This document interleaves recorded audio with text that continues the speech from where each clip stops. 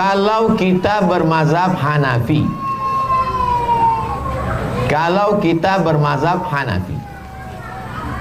terus ada ustadz bilang mazhab Maliki dalam bertayamum, apa boleh kita ganti-ganti mazhab sesuai dengan keadaan emergensi? Ini pertanyaannya pertanyaan berilmu, karena cerita tentang campur mazhab, namanya talfiq. Karena di rumah sakit emergensi, ruang ICU tidak bisa pakai debu, tak bisa sampai ke siku, dipakainya mazhab Maliki. Cukup dengan batu dan hanya sampai ke pergelangan tangan. Boleh, karena dia tidak bercampur dengan sholat. Tayamumnya mazhab Maliki, sholatnya mazhab Syafi'i. Boleh. Lalu yang tak boleh campur mazhab itu bagaimana Pak Ustaz? Dalam satu ibadah dicampurnya. Dalam satu ibadah. Tayamum dengan sholat satu ibadah atau dua ibadah? Dua ibadah. Tayamum lain, sholat lain. Apalagi darurat. Yang tak boleh nih dalam satu ibadah dicampurnya dua tiga mazhab. Contoh, cara mengambil wuduknya Syafi'i, cara membatalkannya pindah dia ke Maliki. Tak boleh. Cara wuduk Syafi'i, air ambil sedikit, sapu kepala, ambil sedikit aja. Cara wuduk Syafi'i. Pergi dia undangan ke hotel, sampai di hotel, barakallahu lakuma, kena ujung jari pengantin. Menurut mazhab Syafi'i batal apa tak batal? Batal. Cara wuduk dia tadi kan mazhab Syafi'i, maka membatalkannya juga pakai mazhab Syafi'i, berarti sudah batal. Kita lanjutkan setelah yang satu ini.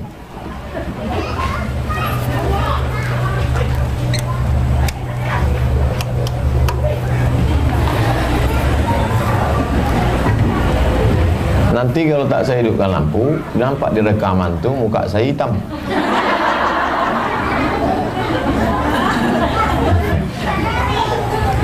Cara wuduknya tadi pakai mazhab Syafi'i. Maka menurut mazhab Syafi'i, kalau dia bersentuhan dengan perempuan, wuduknya batal. Tiba-tiba setelah selesai dari acara di hotel tuh, pergi dia Masjid Ar-Rahman, sholat dia. Ditanya kawannya, wuduk kau kan sudah batal tadi.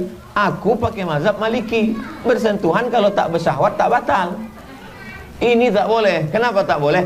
Karena dia mencampur dua mazhab dalam satu ibadah. Cara wuduknya Syafi'i, cara membatalkannya dia pindah ke Maliki. Adapun ibadahnya berbeda, boleh. Pindah mazhab, beda ibadah, boleh. Yang tak boleh itu berpindah ke lain hati.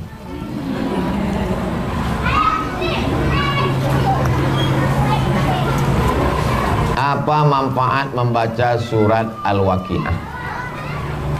Siapa yang membaca surat Al-Waqi'ah, maka dia dijauhkan Allah dari faqah. Faqah itu di atas miskin. Selalu dikatakan miskin papa. Pernah dengar kata miskin papa? Tak pernah. Di atas miskin lagi. Dijauhkan Allah dari miskin. Yang jadi masalah hadis itu dhaif. Hadis yang paling tinggi sahih. Di bawah hadis sahih hasan. Di bawah hadis hasan dhaif. Di bawah hadis dhaif maudhu. Ada sekelompok orang tidak mau mengamalkan hadis dhaif. Asal hadis itu dhaif, jangan amalkan. Allahumma laka sumtu wa bika amantu ala rizqi afdatu. Dhaif. Allahumma barik lana fima razaqtana wa qina azabannar. Dhaif. Membaca surat Yasin untuk orang meninggal dunia, iqra'uha ala mautakum. Dhaif. Siapa yang baca surat Al-Waqi'ah, dijauhkan Allah dari miskin papa, miskin susah melarat. Dhaif. Tidak mau dia mengamalkan hadis dhaif. Saya termasuk mengikut ulama yang membolehkan mengamalkan hadis dhaif. Yang Ustaz ikut siapa? Imam Nawawi. Ajma'al ulama ala jawazil amali bil hadis dhaif. Ulama ijma' bahwa boleh mengamalkan hadis dhaif. Boleh mengamalkan hadis dhaif. Jadi kalau diamalkannya surat Al-Waqi'ah ini boleh, tak salah. Kalau kita ingin ada berkeinginan, bisa Allah mempermudahkan hajat kita. Yang memudahkan itu bukan waqiahnya, Allah. Lalu kenapa Allah mudahkan dengan surat ini? Karena surat Al-Waqiah mengingatkan kita tentang hari kiamat, tentang kematian. Begitu dibacanya, lalu kemudian hatinya takut kepada Allah. Tak jadi dia curang, tak jadi dia bohong, menjadi orang jujur, amanah, semangat dia. Jadi kalau ada orang bertanya, apa logikanya dengan membaca surat Al-Waqiah dia tidak miskin? Karena dengan setelah membaca surat Al-Waqiah dia bangkit semangat. Apa hubungan sholat duha dengan rezeki? Karena orang yang sholat duha pasti bangunnya sebelum subuh, pasti dia bersemangat. Jadi kalau dikatakan logika, logis, masuk akal, ajaran Islam ini masuk akal. Tak masuk akal Pak Ustaz, berarti akal kau tutup. Sulitkah bagi Allah? Tidak. Innama amruhu iza arada syai'an ayakula lahu kun fayakun. Tak ada yang sulit bagi Allah. Apa hukumnya kita umat Islam melayat ke rumah non muslim kalau ada tetangga kita tidak Islam, meninggal dunia dia, kita ikut berbela sungkawa duka cita, maka kita sekedar ikut duka cita tanpa ikut ritual. Jangan ikut misa, jangan ikut ibadah, jangan ikut kegiatan agamanya. Datang kita ke situ, aku ikut berbela sungkawa atas meninggalnya bapakmu karena dia sama aku baik dulu. Kalau ada utang dibayar apa tidak? Bayar. Nah, pula anggap lunas. Alhamdulillah Pak Ustaz, berbeda agama kami lunas. Kata siapa? Nabi SAW meninggal. Meninggal Nabi, baju besinya tergadai. Wadir'uhu marhunatun inda yahudiyin bisalatina sa'an min tamrin. Baju besi Nabi tergadai di tangan orang Yahudi tak Islam, karena Nabi meminjam 30 sok. 30 sok kali 3 kilo sama dengan 90 kilo gandum. Itu menunjukkan Nabi ada interaksi sosial dengan non muslim. Dibayar. Silaturahim tak putus. Ummi matat, emakku mati, kata Asma. Asma itu sahabat Nabi, ipar Nabi, saudara Aisyah. Lain emak, sama-sama ayahnya Abu Bakar Siddiq. Emak Asma tak Islam. Datanglah emaknya yang tak Islam ini menjumpai Asma di Madinah dari Makkah 500 km. Afa asiluha, boleh aku silaturahim dengan yang tak seagama? Kata Nabi, silakan silaturahim. Afa utiha, boleh aku beri dia hadiah? Silakan. Berkirim makanan boleh. Makanan kita dia makan, makanan dia, makanan kita dia makan, makanan dia tengok dulu. Kalau kue kaleng makan, kalau bubur ayam ada ikhtilaf nampaknya Ibu. Nah memang namanya bubur ayam, tapi bekas memasak tuh kan belum disama. Baru ingat, oh iya, tadi ingat ayamnya.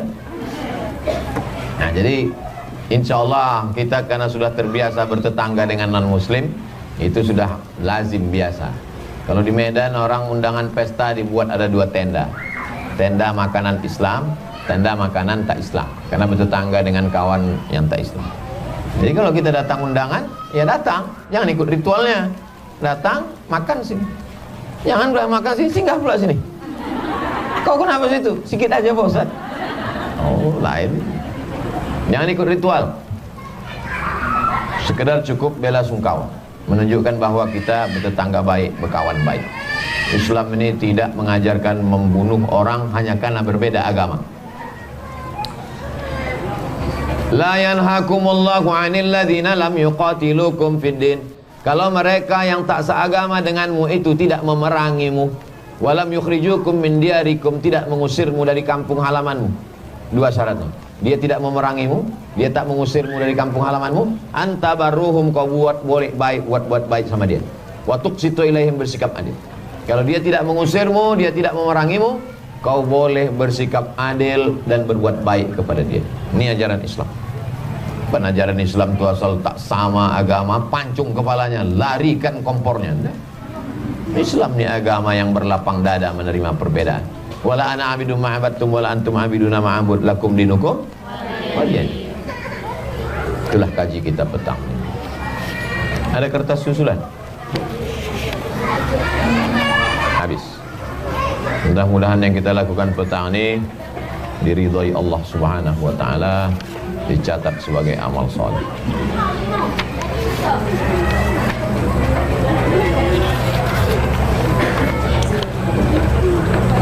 Jika seorang ibu melahirkan pada bulan Ramadan, nama anaknya laki-laki Ramadana, perempuan Ramadhani. Tak ada di sini, saya aja nambah. Tentu dia tak bisa puasa. Dia sudah berniat untuk mengqadha, membayar fidyah. Namun beberapa tahun kemudian ternyata dia lupa, belum dia laksanakan. Jika terjadi hal seperti ini, apakah berdosa? Apakah masih diterima Allah jika dilakukan kembali? Ini bulan Ramadan, waktu dia hamil. Ini bulan Ramadan, maka dia mesti mengqadha puasanya itu sebelum lewat Ramadan berikut. Kalau lewat Ramadan berikutnya ke Ramadan yang satu lagi, maka dia kena denda karena lalai. Satu qadha sehari, satu qadha plus satu fidyah. Satu fidyah, satu mud, 7 on setengah. Tapi jangan betul-betul kasih 7 mud setengah, karena satu mud di situ maksudnya satu makanan. Mana ada orang makan nasi aja pakai kecap? Tak mungkin. Kasihlah lauknya, kasih. Satu mud plus lauk pauknya untuk makan sehari. Makan pagi, makan siang, makan malam. 7 on setengah itu kalau udah kuat, udah 3 kali tambah tuh. Jadi bukan berarti kalau sudah tinggal setahun lalu kemudian istighfar selesai. Anak ibu berapa? 10. Tinggal yang lalu cincailah itu Pak Ustaz. Oh tak bisa begitu. Hitung. Man mata, siapa yang mati, wa alaihi siyamun, punya utang puasa, shoma anhu waliyuhu, maka ahli warisnya melaksanakan puasanya. Mak saya tanya, mak, waktu mengandung aku dulu berapa hari mak tak puasa? 30 hari. Karena kau dalam perut ku asyik sakit-sakit aja. Aku pun ikut sakit gara-gara kau. 30 hari tak puasa. Waktu menyusukan berapa hari? 30 hari. Menyusukan 2 tahun, 30 hari. Jadi untuk saya 90 hari dia tak puasa. Saya tanya, sanggup tak mak mengqadha? Waktu itu umurnya 70. Sanggup tak mengqadha? Sanggup. Qadha. Kalau tak sanggup, ku bayarkan fidyah. Kata dia sanggup. Dia meninggal hari Senin sesudah makan sahur. Tak tinggal puasa Senin Kamis. Umur 70. Waktu itu qadhanya udah lunas. Sudah hitung-hitung 90 saya, 90 adik saya, kami adik-beradik 2, udah habis sudah lunas sudah. Saking lamanya dia puasa sunat. Terus puasa sunat. Sehat walafiat. Naik angkot ke pasar Ramayana. Asal belanja sehat. Perempuan yang mengandung anak atau menyusukan anak tidak sanggup berpuasa 3 mazhab. Mazhab yang pertama mengatakan qadha saja, tak bayar fidyah. Mazhab kedua mengatakan bayar fidyah saja, tidak qadha. Saya pakai mazhab yang ketiga, mazhab Syafi'i. Kalau dia tak puasa karena dirinya, qadha saja. Tapi kalau dia tak puasa karena anaknya, maka dia kena 2, qadha dan fidyah.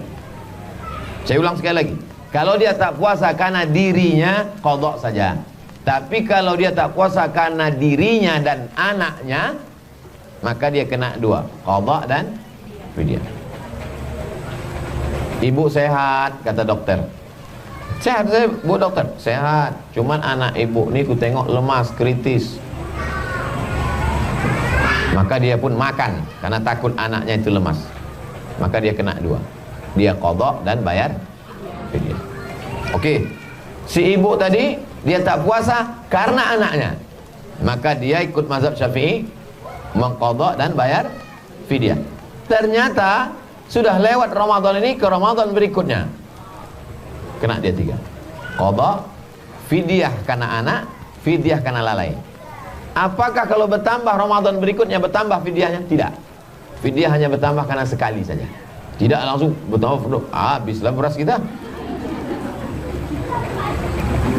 Ini tentang masalah membayar fidyah. Kalau mau kurban harus sudah akikah dulu? Tidak. Tak ada hubungan akikah sama kurban. Akikah saya itu adalah amal ayah saya. Adapun kurban saya itu amal saya. Saya ulang sekali lagi. Akikah saya itu amal ayah saya untuk saya. Sama nanti kalau anak saya lahir, amal saya untuk anak saya. Tapi kurban itu amal saya. Kurban itu amal saya. Maka tak ada hubungan.